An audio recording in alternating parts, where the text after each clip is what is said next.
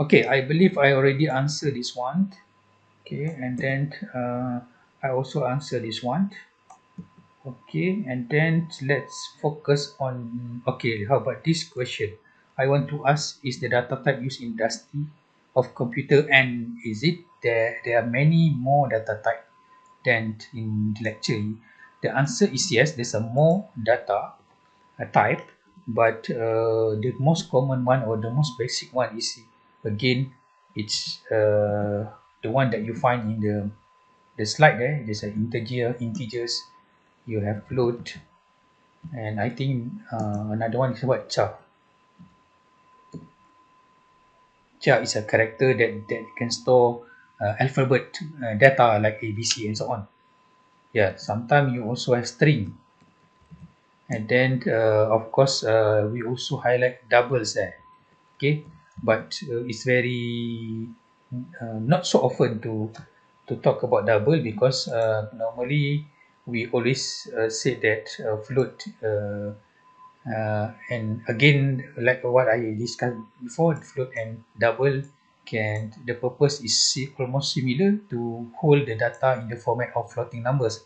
So the difference is just double is more, can cover more wider range of numbers as compared to float.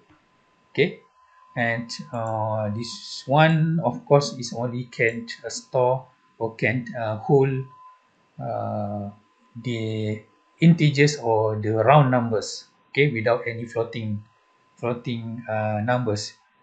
So, and again, is it used for computers industry computer data type? Yes.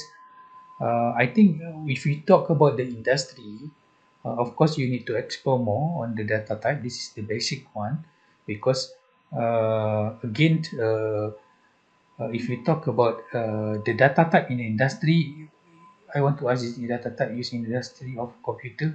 And yeah, if I don't know what is the meaning of this one, but why we also need to to know the characteristic of each data type, because of course if you want to write a program, let's say some program that is running on your computer, that is not very crucial, because it's not very critical, because computers nowadays have a huge number of uh, of, memory or RAM. So that's why once you allocate some, that is also things that I want you to clear, because every time, for example, you put here like this one, integer x equal to 20, 23, or maybe you can put here float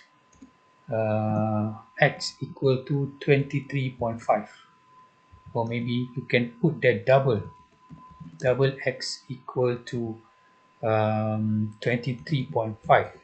Okay, if you talk about when you write something like this in your program, actually the program itself will request some memory space, which to be used to to store this value inside your RAM or inside your memory, computer memory. So that's why when you declare some variables, you need to also declare or set what is the data type of that variable. Is that integer? Is it a float? Is it a double?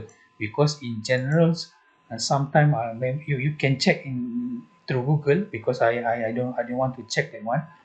In general, let's say if you talk about float, okay, I think float, if you declare one variable x with the data type float, it might be required you to the RAM itself, in the memory location of the inside your RAM.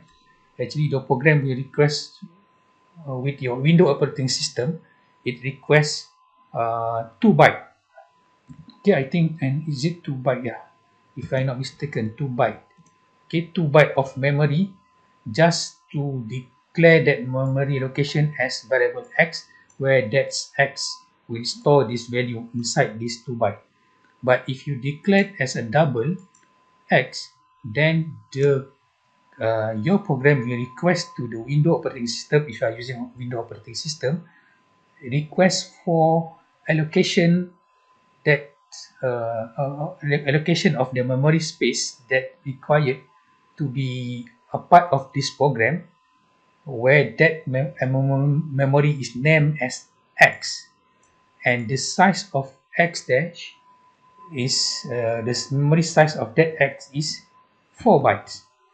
Okay, so that's why the data type is important, because the data type will not just not just that determine what type of value or what type of format, a number format that you want to store in the memory, but it also will gives information about the memory space that required by the computer to run your program.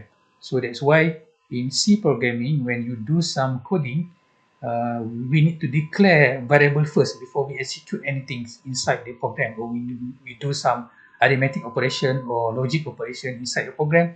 You must declare the variable first, because that is the flow how the program is work. Because we request, okay, your program later when it run, it will request to the operating system, I want memory of 2 byte, where that memory you must name as a variable X, and I want to store inside that memory with this number 23.5. So then the if your request is acceptable, then you will have 2 byte of memory space, and the value of 23.5 will store at that memory location.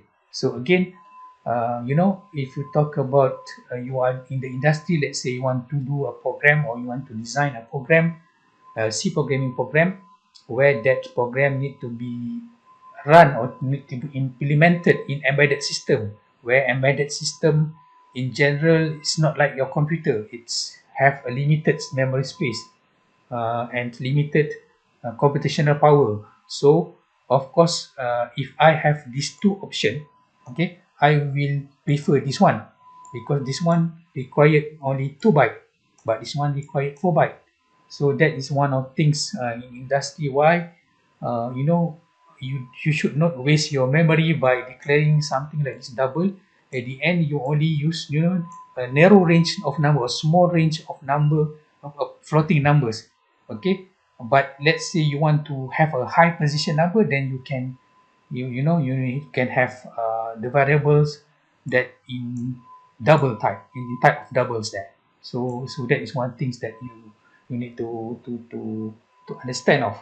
And to make sure, of course, to do the program in computer, your computer is not an issue, because nowadays the memory is bigger than what you require. But if you want to design something in embedded system, then this is very critical issue, which one to be used.